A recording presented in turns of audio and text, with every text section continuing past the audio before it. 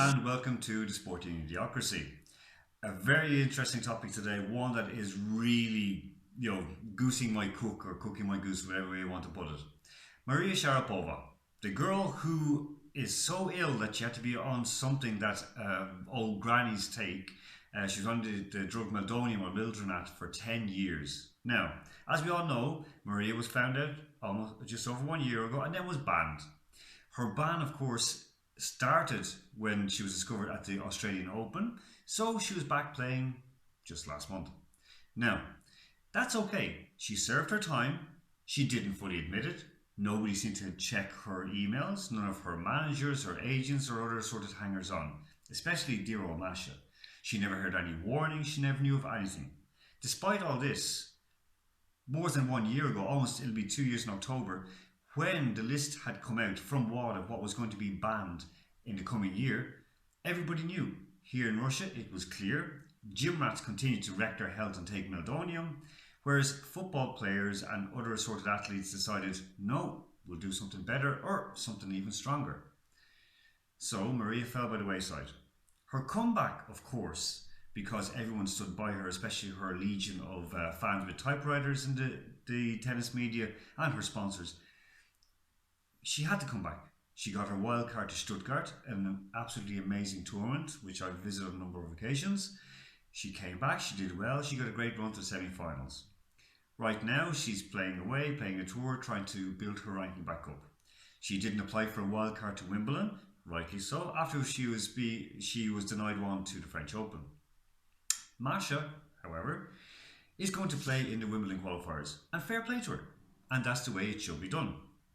Of course, other players, not mentioning anyone in particular, Mr. Federer or Miss Williams, both, seem to have like very strange illnesses, like Mr. Nadal as well, at certain times of the year, and take a little break from tennis.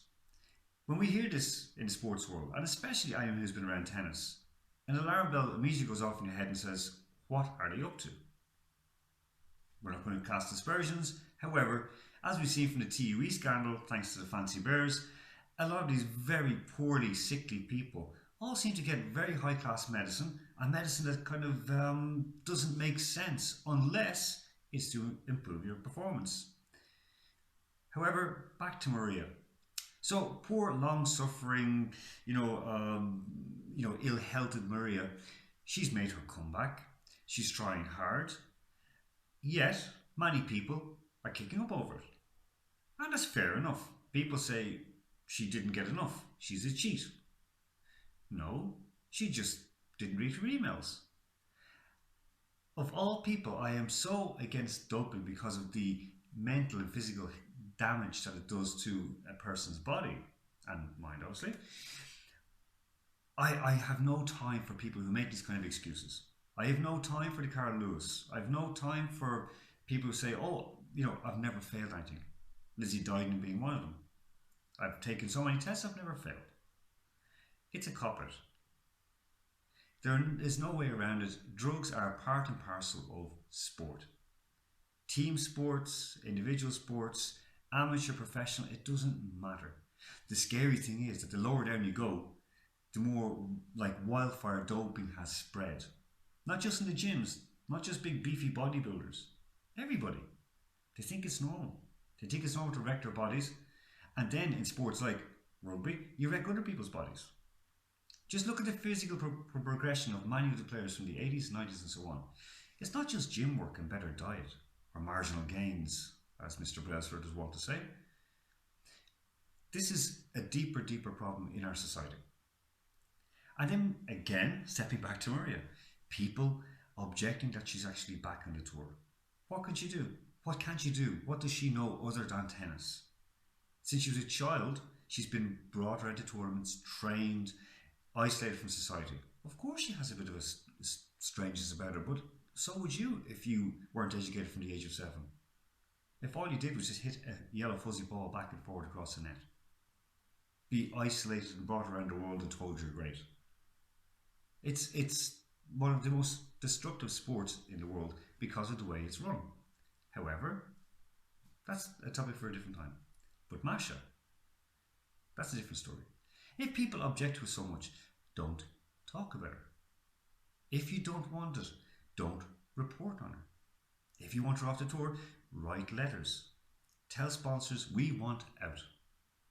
But do it consistently and do it well.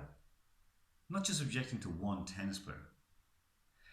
When a certain Canadian player, who's well known for her own physical build-up techniques, when she objected to Maria coming back and playing her and so on, everyone painted as good against evil.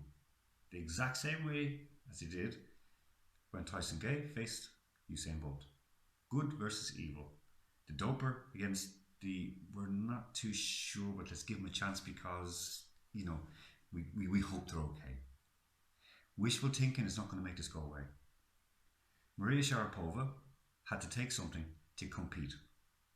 The same way as Lance Armstrong or any other athlete has to take something to keep it going, and we are to blame. We want this.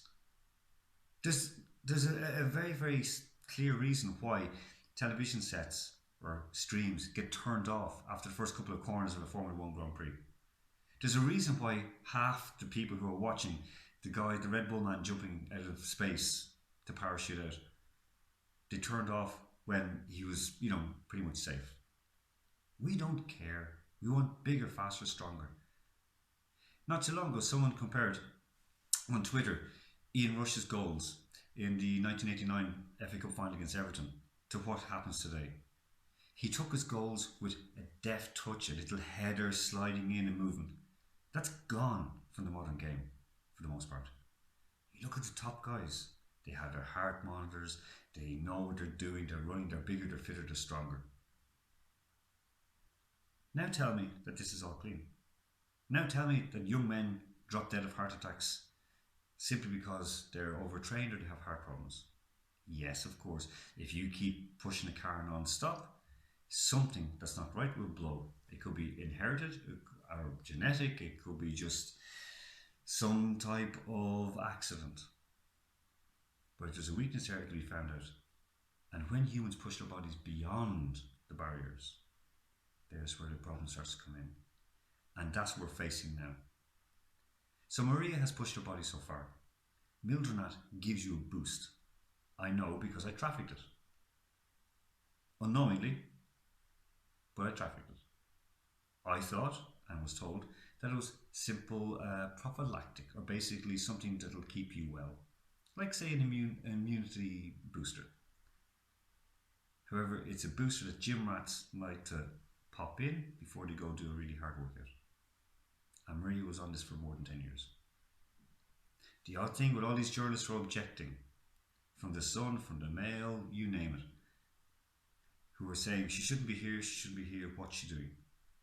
I had yet to read one question about Maria, did you get a therapeutic use exemption for Mildrenat? How's your health, Maria? How's the heart? How's the cardiovascular system? No one asked her, because nobody cares. It's the show, and everyone wants to be part of the show, including those fans with laptops or typewriters. It's hard to see it. It's a reason why I just can't be bothered watching tennis anymore.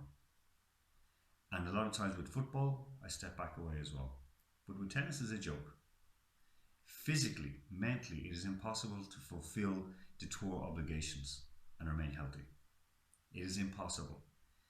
To not just reach the top 100, but to stay in the top 50 for more than a few months. It is impossible. So, while we should be expecting a lot more test failures, we won't, because everyone wants the show to go on. Because ultimately, tennis is big business, and we're the ones who want to see it happen. Check out the article below, and see you next time on the Sporting Idiocracy. Take it easy.